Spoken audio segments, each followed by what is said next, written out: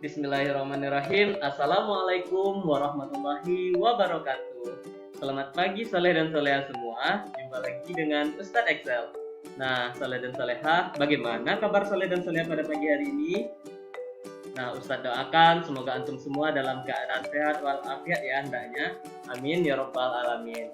Nah, pada pagi hari ini kita akan belajar tema 6, cita-citaku, tema 2, hebatnya cita-citaku, pembelajaran keempat. Nah, hari ini kita telah masuk pembelajaran keempat ya Soleha dan Soleha. Bagi antum yang berada di kelompok A, hari ini kita akan belajar lewat video pembelajaran yang Ustadz bikinkan hari ini. Oke, sebelum kita memulai pembelajaran, ada baiknya kita berdoa terlebih dahulu. Nah, bagaimana sikap berdoanya? Nah, mari sikap berdoanya seperti ini. Angkat kedua tangannya. Sikap berdoa sebelum belajar tema 6 dengan mengucapkan basmalah. Bismillahirrahmanirrahim. Rabbi zidni ilman warzuqni fahman. Amin. Nah, Soleh dan Soleha. Nah, Denny bertanya kepada ayahnya, "Ayah, jika sudah besar nanti, aku bercita-cita menjadi arsitek seperti teman ayah, Paman Fadli. Apa sih hebatnya menjadi seorang arsitek?" Tanya Benny. "Nah, kamu harus tahu, ayah akan menjelaskan kepadamu kehebatan seorang arsitek itu." Nah, sekarang ayah Benny akan menjelaskan nih kehebatan dari seorang arsitek. Apa saja sih kehebatan dari seorang arsitek itu? Nah, tahukah Soleh dan Soleha? Ayah Benny menunjukkan kepada Benny beberapa bangunan asli karya arsitek. Nah, yang pertama yaitu ada Candi Borobudur. Nah, Candi Borobudur merupakan candi Buddha terbesar di Indonesia. Arsiteknya bernama Gunadarma. Candi tersebut sangat indah dan megah, dibangun tanpa perekat dan tanpa bantuan alat modern. Nah, tak heran jika Candi Borobudur menjadi salah satu dari keajaiban dunia. Nah, bangunan yang diciptakan oleh arsitek selanjutnya yaitu ada Waduk Jatiluhur. Nah, seorang arsitek juga berperan dalam menjaga lingkungannya. Misalnya, saat bekerja sama dengan insinyur teknik sipil dalam merancang Waduk Jatiluhur. Nah, Waduk Jatiluhur adalah kolam terbesar atau kolam besar tempat menyimpan air untuk berbagai kebutuhan. Hasil karya kumpulan arsitek Indonesia ini memiliki banyak kegunaan. Di antaranya dapat menampung dan mengalirkan air ke sebuah pembangkit listrik tenaga air atau PLTA sehingga dapat menghasilkan listrik. Waduk juga bermanfaat sebagai penyedia air bersih dan irigasi yang diperlukan untuk mengairi sawah. Nah, waduk ini juga sebagai pengendali banjir. Nah, ternyata perannya besar ya, peran seorang arsitek di sini. Nah, dengan dibikinnya sebuah waduk nanti dapat mengairi sawah, penyedia air bersih sebagai irigasi dan pengendali banjir. Nah, selanjutnya yaitu ada Jembatan Suramadu. Jembatan Suramadu adalah jembatan yang menghubungkan Pulau Jawa dan Pulau Madura. Nah, berkat jembatan ini, masyarakat Madura dapat lebih mudah dan cepat melakukan perjalanan darat dengan berbagai wilayah di Jawa Timur. Dengan panjangnya 5.438 meter, jembatan ini merupakan jembatan terpanjang di Indonesia saat ini.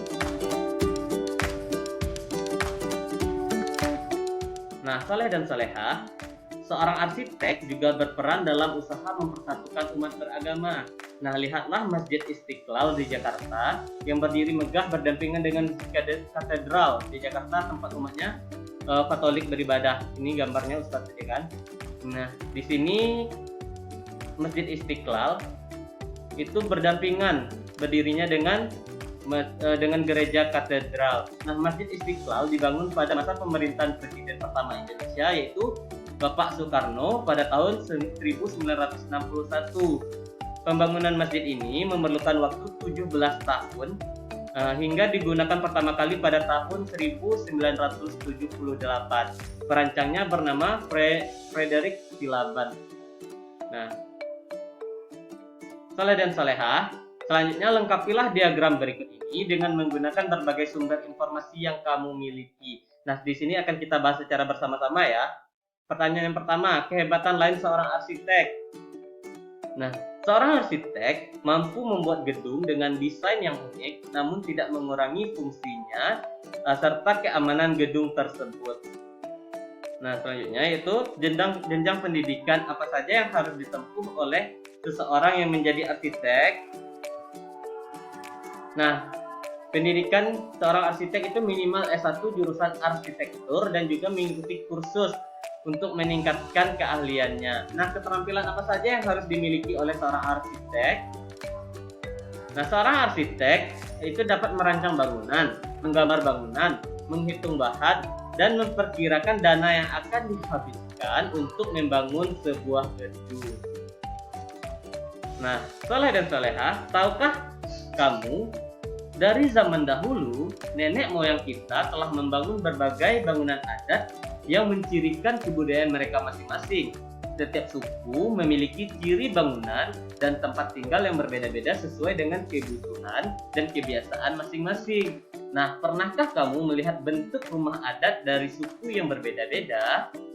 Nah, perhatikan gambar rumah adat di Kampung Naga, Jawa Barat. Nah, ini rumah adat Kampung Naga, Jawa Barat ya Saleh dan Salehah. Nah, bacalah dengan saksama teks keterangan tentang rumah adat mereka.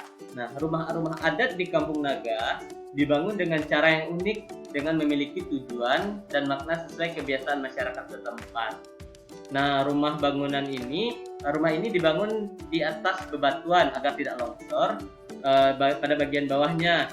Masyarakat Kampung Naga sangat erat kekerabatannya sehingga mereka membangun rumah mereka secara berdekatan.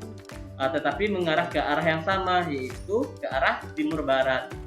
Nah, semua rumah akan menghadap ke arah sungai, yaitu Sungai Ciulan yang berada di depan gerbang masuk kampung tersebut. Semua bahan bangunan dibuat dari bahan yang alami, seperti bambu dan dedaunan karena kehidupan masyarakatnya yang sangat erat dengan alam. Nah, di sini Ustadz sudah ada informasi atau dapat sumber yaitu 10 rumah adat terpopuler di Indonesia. Nah, di sini ada rumah joglo, di sini ada rumah yang terkenal yaitu rumah adat kebanggaan kita yaitu rumah Gadang. Ada banyak lagi, ada rumah Baduy, ada Hanoi juga ya Saleh dan Salehah. Nah, di sini juga ada 34 rumah adat di Indonesia. Di sini ada rumah Aceh, rumah Gadang. Nah, ada rumah Rakit, ada juga rumah kesepuhan dari Jawa Barat. Ternyata dari zaman dahulu pun nenek moyang kita sudah mendesain bangunan sesuai dengan kehidupan mereka masing-masing ya Saleh dan Salehah. Nah, nenek moyang kita merupakan arsitek yang hebat ya.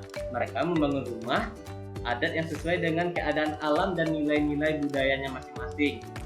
Nah, mereka senantiasa ingin menyatu dengan alam di sekitarnya. Mereka menganggap alam adalah sumber daya mereka sehingga mereka dipelihara dan mereka jaga. Nah, di sini ada teks tentang manfaat sumber daya alam di sekitar kita. Saleh dan Salehah bisa baca ya pada bukunya masing-masing. Nah, lalu kerjakan tugas ini ya Saleh dan Salehah. Antum lakukan cari informasi kepada teman Saleh dan Salehah. Bisa satu orang saja, cukup satu orang saja. Cari informasi tentang pekerjaan dari kedua orang tuanya dan sumber daya alam yang dimanfaatkan. Nah, catatlah hasilnya ke dalam tabel berikut ini. Ini contoh tabelnya. Di sini bisa nama temannya, pekerjaan orang tuanya, dan sumber daya alam yang dimanfaatkannya. Lalu bekerja samalah dengan teman untuk mencarikan informasi ini. Nah, contohnya seperti ini Saleh dan Salehah. Yang pertama ada Udin. Udin, pekerjaan orang tuanya adalah petani.